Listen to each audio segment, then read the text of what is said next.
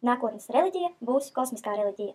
Tā pārsniegs personisko dievu, un tajā nebūs dogmas un teoloģijas. Alberts Einsteins. Vai tu to jūti? Tādas kā nojautas, kas ar katru brīdi kļūst ar vien spēcīgākas. Vēl viens veids, kā to pateikt, ir laiks skrien aizvien ātrāk. Esmu dzirdējuši šo diskusiju jau neskaitāmas reizes. Zinu, ka daudz no mums ir dažreiz sajutuši, iespējams skatoties ziņas, iespējams, ka pašu dzīvē, ka ir gaidāms kaut kas liels. Tu vari pamanīt zīmes visur pasaulē. Strauji pieaugošas revolūcijas tuvajos austrumos, Amerikā un Eiropā notiekošie protesti, postošas zemestrīces, piemēram, Japānā, Mjanmārā un Grieķijā.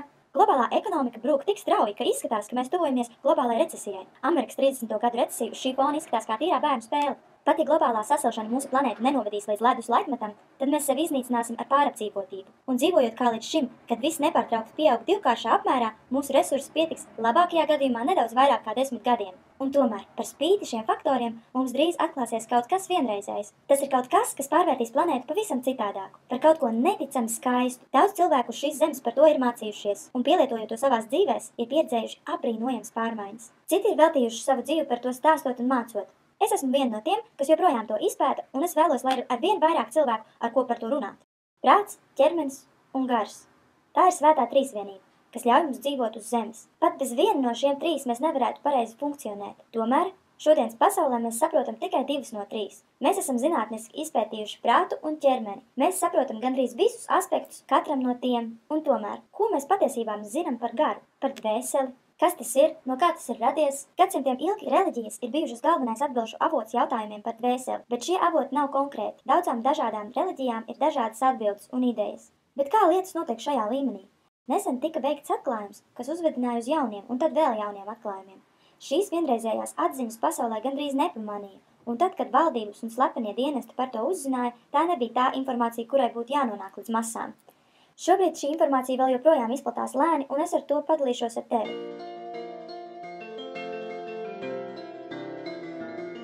Zinātne par garu. Pirmā stunda – domas. Pasaulē, kur valda zinātne, ko tad mēs īsti zinām par domām? Ar skeneru palīdzību mēs varam izmērīt frekvenci, kas tiek izstarota, kad tās domājam. Tās ir izmērāmas, tomēr smadzenēs nav atklāta konkrēta vieta, kur atrodas domas. Vai ir iespējams, ka tu radi domas ārpus savu prāta? Varbūt, ka nē. Bet varbūt iespējams, ka tu ar domām radi ārējo pasauli no sava prāta. Par to arī mēs šodien parunāsim. Vai tev kādreiz ir bijis tā, ka tu skaidri zināji, ko kāds tev grasījās teikt? Apmēram 2 līdz 3 sekundes pirms cilvēks to sāka runāt. Vai arī attiecībās ar mīļoto cilvēku vai mājdzīvnieku ir bijusi tāda saskaņa, ka tu skaidri vari pateikt, ko otrs jūt, vai arī to, par ko viņi domā, pat tad, kad viņi nav blakus. Vai kādreiz esi saticis kādu cilvēku, kas tev radīja nepatīkams sajūtas un tava intuīcija izrādījās pareiza? Mēs katrs kādreiz esam piedzīvojuši ko līdzīgu, vismaz pāris reižu, citi vairāk, bet citi mazāk. Ir pat tādi cilvēki, kas var sev šādu sajūtu radīt pavisam vienkārši. Šķiet, ka viens no nosaukumiem šai parādībai ir parapsiholoģija. Piemēram, kad tu par kaut ko domā, vienalga par ko. Tas parādās tavā priekšā. Nē, nevis fiziski, bet, teiksim, tas parādās citā laukā, kas ir mūsos iekšā un mums apkārt. Pašreiz vienkārši pieņemsim, ka šo lauku mēs neapzināmies un pie tā mēs atgriezīsimies vēlāk. Pagaidām to vienkārši nosauksim par domu lauku. Kad tu kaut ko radi, tu sāc ar to, ka domā par to. Vai tu pagalmā būvē peldbaseinu, vai smērē sviestmaizi, tev vispirms jāsāk ar domu par to. Pat arī neapzinātās domas, kā par staigāšanu un elpošanu. Tas mums nav nekas jauns, mēs domājam par lietām, pirms sākam tās darīt. Pat ja tā ir sekundes simtdaļa pirms tam, jo tas ir veids, kā mēs funkcionējam. Un mūsu fiziskās aktivitātes saskan ar domām, ko mēs radījām. Varētu teikt, ka tu virzies cauri savām domām, pārveidojot nemateriālas idejas fiziskās darbībās.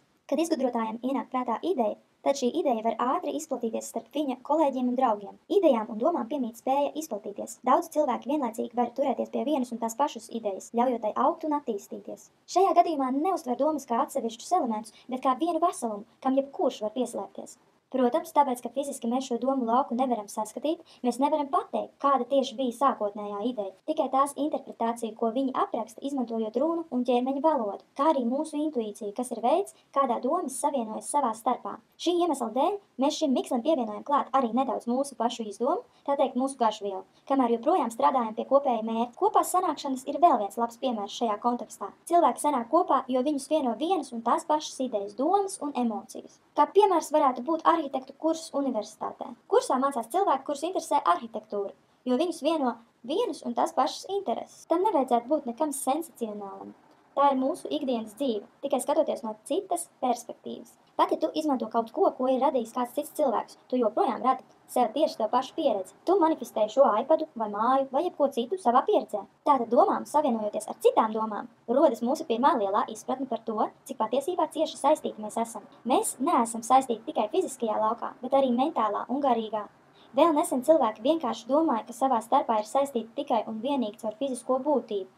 Mēs pieņēmām, ka apzinātā pieredze, kā arī domas, ir 100% izolētas no apkārtējiem. Patiesībā tā nav. Mēs esam tik ļoti saistīti viens ar otru, ka tam ir pat gandrīz neiespējami noticēt. Padomā par gandrīz ikvienu radījumu uz zemes. Ko mēs īsti zinām par saitēm, kas tos vieno?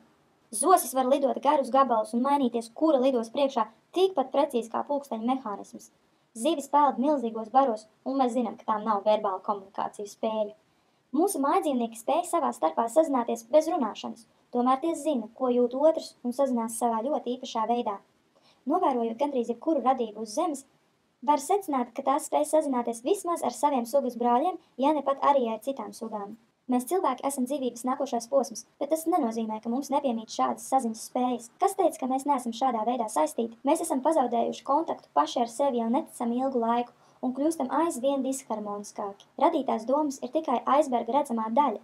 Interesantākā daļa sākas tad, kad tu paskaties uz emocijām. Emocijas ir daudz spēcīgākas kā domas. Emocijas kontrolē tavu rīcību, tās vada tevi cauri dzīvei. Tas nav tavs domas, kas nosaka, kur tieši tu sēdi klasē vai autobusā, bet tas, vai tev patīk tā meitene, vai tu domā, ka tas vīrietis ož. Kad pāris ir kopā, tās ir emocijas, kas satur viņus kopā. Tāpat, kad viņi strīdās, tās atkal ir emocijas, kas viņus izšķir. Tu skaties TV seriālus, kas tev patīk, vai tu pavadi laiku ar draugiem tāpēc, ka tev ir emocionāls saites ar viņiem. Vai tev no rīta kādreiz nav bijis tā, ka tu pamosties saīdis, atsit kāju īkšķi un nodomā, šī būs viena no tām dienām. Un izrādās, ka patiesi, visa diena ir vienkārši briesmīga un visi iet galīgi šķērsām. Un kā ar dienām, kad tu pamosties enerģijas pilns, priecīgs un gatavs izaicinājumiem, visa diena ir vienkārši lieliski izdevusies. Pat, ja kas slikts atgadās, tev tas daudz neietekmē, jo tu atrodies emocionālā pacēlumā. Iemesls šīm atšķirīgajām dienām ir tavs emocionālais stāvoklis. Cilvēki domā, ka arī bez viņu klātbūtnes pasaulē viss notiks tāpat, bet tā nebūs. Cilvēki miedarbojas cits ar citu pavisam atšķirīgi, un katram būtu pavisam citādāka pieredze, ja tu nebūtu te. Iedomājies šādu scenāriju. Spēļu laukumā stāv kauslis un gaida, kad varēs kādu iekaustīt. Tur ir bērni, kas spēlē bumbu, lec ar lecamāklu, bērni šūpolēs, un tur malā ir viens puika, kas sēž zālītē un skatās uz pārējiem, kā tie spēlējas. Viņam šķiet, ka neviens ar viņu negribētu spēlēties, tāpēc viņš sēž malā. Kauslis tūlīt pat zina, kur viņam ir jādodas, un sākas sāpināšanas aplis. Vai redzi, tas ir caur sajūtu būt ievainojumam, kad tu kļūsti ievainojams fiziskajā plānā.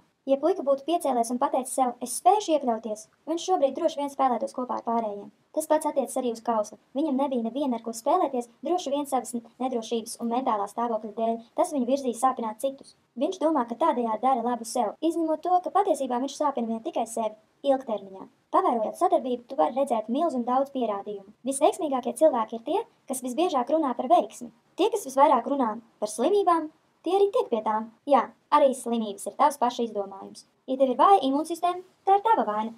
Parasti mums patīk vainu novelt uz citiem, uz vīrusu, kas klejo apkārt, vai uz mūsu pašu imūnsistēmu, bet mēs kļūstam uzņēmīgi pret to no iekšienes. Vai tā ir nerimstoša negatīvā enerģija, vai slikta sajūta, kam mēs ļaujam sevi ienākt? Mēs paši varam sevi izdziedināt, bet to es atstāšu citai reizei. Ir tikai viena lieta, kas kļūst neapšaubām skaidra no šī visa.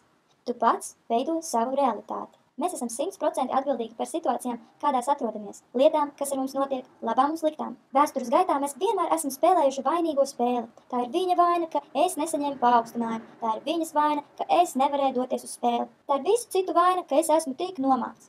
Lai kas arī tas būtu, un tas varētu būt pats grūtākais to patiešām saprast, ka tā ir tava vaina. Tavs prieks, tavas bēdas, tavas bailes un tavas veiksmes. Pilnīgi katra pieredze tavā dzīvē uz zemes notika tikai un vienīgi tevis dēļ. Atceries, tieši tāpat kā tu radi savu individuālo realitāti, mēs radām mūsu realitāti visi kopā kā viens vesels. Mēs esam viena suga un kā viena suga mēs radām realitātes, ko izdzīvojam kopā. Es bieži dzirdu argumentu, bet kā tad ar bērniem Āfrikā? Kā viņi radījuši savu bada realitāti? Es uz to atbildētu, ka rietumu dzīves stils nedod iespēju visiem planētas iedzīvotājiem dzīvot tādā pat pārpilnībā, kā dzīvo rietumnieki. Vai tā nav? Mēs izlietojam tevi visus pasaules resursus, tikpat kā ar tiem nedaloties, ja vien mums par to labi samaksā, vai arī mēs no tā ko iegūstam. Un mēs vēl jautājam, kāpēc viņi ir nabadzīgi? Mēs nedalāmies ar savām māsām un brāļiem uz šīs planētas. Un atkal tie esam mēs kā kolektīvs, kas rada realitāti, ko mēs pieredzam uz šīs planētas. Tas darbojas visos līmeņos. Kā ģimene, tu radi savu realitāti, un tava rīcība mainīsies līdz ar ģimenes pieredzi. Šī iemesla dēļ, un arī tāpēc, ka mēs neesam saskaņā ar sevi, bieži var likties, ka mums nav pilnīgas kontrolas pār situāciju, ko mēs pieredzam. Dažreiz mēs it kā esam spiesti būt situācijās, kas šķiet ārpus mūsu kontrolas. Tas notiek tad, kad esam disharmonijā ar sevi un nejūtam savu intuīciju.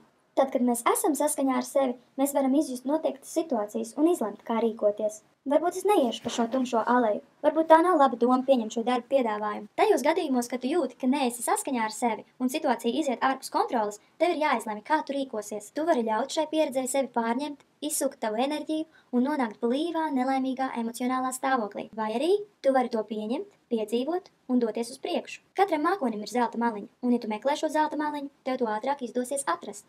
Daudz no mums ir dzirdējuši par pievilkšanas likumu, kas skaidro kaut ko līdzīgu šim, bet stāst vairāk par pierādījumiem un mazāk par šo domu lauku. Visā pasaulē cilvēki ir aprakstījuši savus vienreizējos stāstus, kā viņi ļoti koncentrējušies uz kaut ko, ko viņi vēlējās un to ieguvuši ar brīnumu un nejaušu sakritību palīdzību. Tā ir tikai viena ūdens lāsa milzīgā iekšējās pasaules okeānā, par ko es turpmāk runāšu. Tomēr tas ir pavisam īsts, un tu vari izmainīt burtiski visu savā dzīvē, ja vēlies to darīt. Es to zinu no personīgās pieredzes, un nav grūti atrast arī citus, kam ir šāda pati pieredze. Viens nemitīgs arguments, ko es dzirdu no cilvēkiem, kas noliedz šo pievilkšanās likumu, ir: tu nevari tikai domāt domas un izmainīt lietas vienkārši sēžot dīvānā. Uz ko es atbildu: tieši tā, tu nekad nepārstāji kustēties. Vienkārši izmaini domāšanu un turpini savu gaitu. Izveido emocijas savā prātā un tad tajā ieej fiziski. Neļauj savām emocijām tevi kontrolēt. Ievelc domas savā fiziskajā laukā. Ko tu vari darīt, lai izmainītu notiekošo? Vienkārši esi labs pret sevi. Dienai ritot piepildi sevi ar mīlestības un prieka emocijām. Rūpējies par sevi un centies izmainīt dzīves uztveri no tā, kas citiem šķiet tev nāks par labu un kas tev pašam šķiet nāks sev par labu. Velti dažas minūtes, lai pats sev pajautātu, ko tu patiesībā vēlies. Protams, pirmajā brīdī daudz varētu domāt naudu, labklājību, slavu, greznību. Un jā, šīs lietas ir ļoti jaukas, bet vai tās tevi darīs laimīgu? Man šķiet, tas ir atkarīgs no tevis paša. Pēc savas pieredzes varu teikt, ka bez visām šīm lietām tas, ko cilvēki patiesībā vēlas, ir tikt pieņemtiem, būt novērtētiem un mīlētiem. Sniedzot to citiem, tu saņemsi to atpakaļ. Un šī saite ar cilvēkiem, kas tev ir apkārt, nostiprināsies vēl vairāk. Pirms es beidzu, es vēlos pieminēt vēl vienu lietu. Pāris gadu atpakaļ Japāņu zinātnieks veica neticamu atklājumu, bet tas netika pamanīts un novērtēts pārējo zinātnieku vidū. Masaru Emoto atklāja, ka jau uz glāzēm, kas piepildītas ar ūdeni, uzraksta vārdus un tās sasaldē, tad var izmainīt sasalušā ūdens kristālus. Un uz glāzes, kur bija uzrakstīts "Es tevi mīlu", ūdens sasala šādi. Bet uz glāzes, kas vēstīja "Man nelabi no tevis, es gribu tevi nogalināt", tas sasala lūk šādi. Ja domas tā var iespēdot ūdeni, iedomājies, kā tās spēja ietekmēt mūsu. Izskatās, ka šodienai pietiks. Bet pirms es aizēju, vēlos tev pateikt šādus vārdus, kas veltīti katram, kas šobrīd meklē savu ceļu. Tu vari iegūt, tu vari darīt un tu vari būt jebkas, ko tu vēlies.